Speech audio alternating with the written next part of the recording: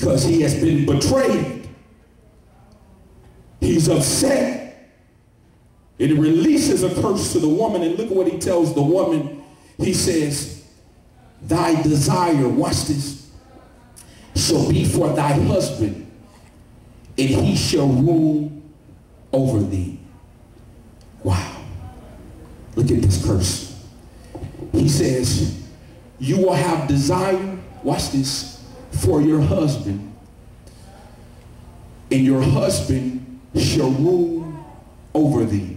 In other words, you are now going to have desire that doesn't embrace you the same way that you embrace it.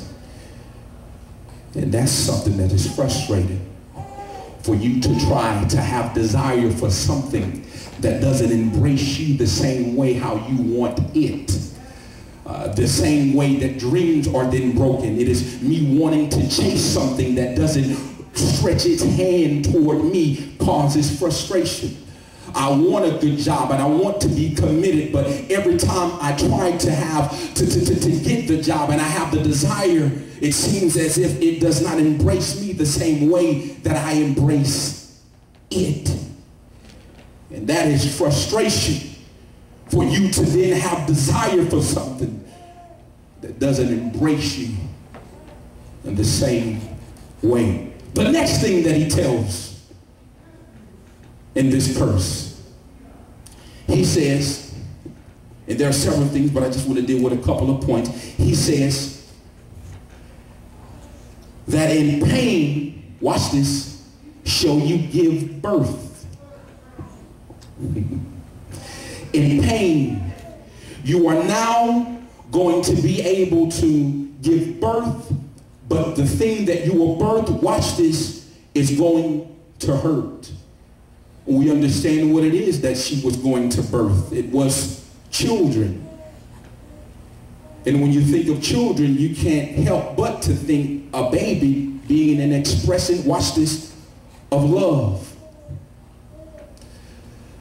So in essence, he's telling the woman, so now when you try to birth love, watch me, follow me, watch this, when you birth love, it's going to hurt.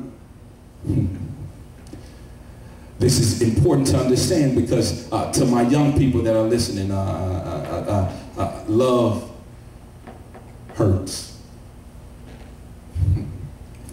Everything happens, everything is all good at one point. But love, watch this, has blessings, ups and downs that sometimes shifts quickly. 7 days, everything was all good. And on the 8th day, it shifted from one state to the next. You will now birth love in pain. It is interesting because one of the things I do understand is that they say that it is a thin line between love and let me tell you what that means. Somebody that really loves you, that they can love you with all of their heart today, but within a shifting, love shifts. It turns its head. One day they were good. They did everything right. They did everything pleasant. Everything was fine. But let you do something that they look as betrayal. And from everything being good, I can't stand him. He is the dirty devil. I can't stand her. She is just a... But it's love. And he is then trying to teach us, watch this, the essence of love. That the beginning in 7 days, peace. But in love, sometimes it shifts. But even in the shifting, watch this, doesn't take away the expression of love. Keep following me. Watch this. He curses her. And at the point, watch this, after the cursing, watch this, after the cursing, watch what he does. After the cursing, watch what he does. There was the betrayal. There was the voice running them out, making Adam run. Watch this. There was the cursing. And the next thing, watch this. Watch the next thing. He tells them, watch this, get out my house. See, you gotta understand this in order to understand it. You gotta have experienced this in order to experience it. After all of these things, he said, after everything is said and done, you betrayed me, I raised my voice, I then begin to release cursing, and now I want you to get out my house. And the Bible says, watch this, that he drives them out of the garden. In other words, and when you read the Bible, because every word is of extreme significance, the Bible says that he drives them out. That is an aggressive word. Drove them out. Why did he drive them? Because he was heartbroken. Why did he drive them out with this expression? Because he was heartbroken of what happened. And it was all good just 7 days ago. And all of a sudden, it shifts, and he can no longer look at them, because it's hard to embrace someone that has betrayed you. It's hard to stay connected to them. It's hard to just stay in the same room or in the same vicinity when there is betrayal. Drove them out of the garden. God is heartbroken. And you know what happens when you drive somebody out your house that betrayed you? Watch this. Everything in your house begins to look like them.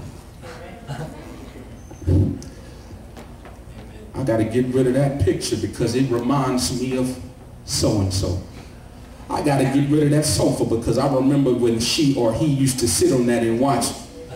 I got to get rid of that table because that was the table that she used to love to play domino. I got to get rid of that plate because that was the plate that they love to eat barbecue chicken on. Watch this. Watch this. God says he is so upset that he wants to destroy everything. Why? Because everything he created for his beloved.